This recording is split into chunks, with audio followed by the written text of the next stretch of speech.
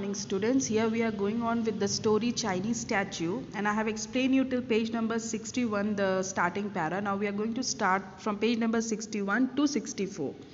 So it starts like this. After that, what I have explained you, it started on one such journey, passing through the muddy streets of a small village with but a few houses called Halichin, a distance of some 50 miles from Peking. Sir Alexander chanced upon an old craftsman working place. So Sir Alexander went to a working place of an old craftsman. Who was that craftsman? Yang Li. Leaving his servants, the minister dismounted from his horse and entered the ramshackle wooden workshop to admire the delicate pieces of ivory and jade that crammed the shelf from floor to ceiling. Although modern, the pieces were superbly executed by an experienced craftsman, and the minister entered the little hut with the thought of acquiring a small memento of his journey. Now, what happened? Sir Alexander, when entered that small cave, he saw the lots of painting, lots of craft. So he was very excited to see, and he acquired a small memento of his journey. Once in the shop, he could hardly move in any direction for fear of knocking something over. The building had not been designed for a 6 foot 3¼ visitor. As you know, Sir Alexander was a very tall heighted man. So it was very difficult for him to enter that building because that building was of a Chinese person, and Chinese people, you know, they are not so tall. Sir Alexander stood still and enthralled, taking in the fine scented jasmine smell and that hung in the air. An old craftsman bustled forward in a long blue coolie robe and flat black hat to greet him. A jet black plaited pigtail fell down his back. Now when he saw an old craftsman was coming and he was with the pigtail, like you know the Chinese people how their hair look, it was like just tingling from one side to other. He bowed very low and then looked up at the giant from the England. Now, in front of the old man, this Sir Alexander was really so tall, so he had to look so up to him. The minister returned the bow while the Mandarin explained who Sir Alexander was and his desire to be allowed to look at the work of the craftsman. The old man was nodding his agreement even before the Mandarin had come to the end of his request. For over an hour, the minister sighed and chuckled as he studied many of the pieces with admiration and finally returned to the old man to praise his skill. Now, what happened? The minister read everything properly, saw everything, and finally went to the old man to praise that you are so talented. The craftsman bowed once again, and his shy smile revealed no teeth but only genuine pleasure at Sir Alexander's compliments. Pointing a finger to the back of the shop, he beckoned the two important visitors to follow him. Now what happened? Pointing a finger at the back of the shop, he beckoned the two important visitors. They did so and entered. Now next page you can turn. Page number 62. He entered a veritable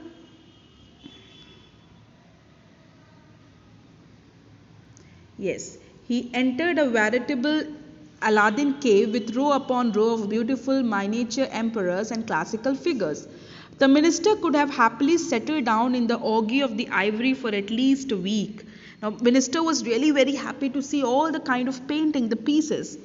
Sir Alexander and the craftsman chatted away to each other through the interpreter, and the minister's love and knowledge of the Ming dynasty was soon revealed.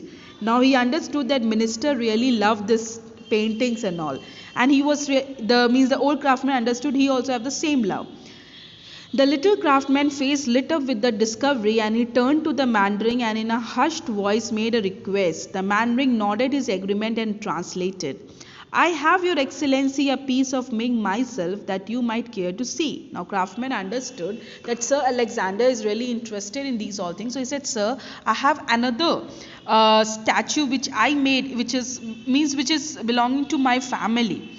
A statue that has been in my family for over 7 generations. It is from 7 generations, and I would like to show you. I should be honored, said the minister. The minister was also very excited. He said, yes, please. It is I who would be honored, Your Excellency, said the little man, who thereupon scampered out of the back door, nearly falling over a stray dog and onto an old peasant house a few yards behind the workshop. Now the old craftsman was so excited that he was running towards his house, falling here and there, and he wanted to go to his family and get that statue and show to the minister. The minister and the mandarin remained in the back room, for Sir Alexander knew the old man would never have considered inviting an honored guest into his humble home until they had known each other for many years, and only then after he had been invited to Sir Alexander's home first. A few minutes passed before the little blue figure came trotting back, pigtail bouncing up and down on his shoulder. Just little time after this Chinese man came. He was now clinging onto something that from the very way he held it close to his chest had to be a treasure. The craftsman passed the piece over for the minister to study. Sir Alexander's mouth opened wide and he could not hide his excitement. The little statue, no more than 6 inches in height, was of the Emperor Kang and as fine an example of Ming as the minister had seen. It was a beautiful example of a statue. Sir Alexander felt confident that the maker was the great Spen Q. Sir Alexander understood the maker who made this statue was really a great person, talented, who had been patronized by the emperor, so that the date must have been around the turn of the 15th century. The statue's only blemish was that the ivory base on which such pieces usually rest. Now, what was the problem in that statue? The statue was very good. It believed that it was made of some Penkyu, some great artist. But thing was that the base was missing, and a small stick protruded from the bottom of the imperial robes. But in the eyes of Sir Alexander, nothing could detract from his overall beauty. Although the craftsman's lips did not move, his eyes glowed with the pleasure his guest evinced as he studied the ivory emperor. He was happy that his guest was so happy to see the statue. "You think the statue is good?" asked the craftsman through the interpreter. He asked to the mandarin that asked the minister, "Is the statue good?" "It's magnificent," the minister replied. "Quite magnificent. My own work is not worthy to stand by its side," added the craftsman humbly. He said, "It's magnificent." The craftsman said, "My own work is very low in front of this statue. That much it's good." "No, no," said the minister. Through the truth, the little craftsman knew the great man was only being kind. For Sir Alexander was holding the ivory statue in a way that already showed the same love as the old man had for the piece. Sir Alexander was also holding the statue the same way as the old craftsman was holding it.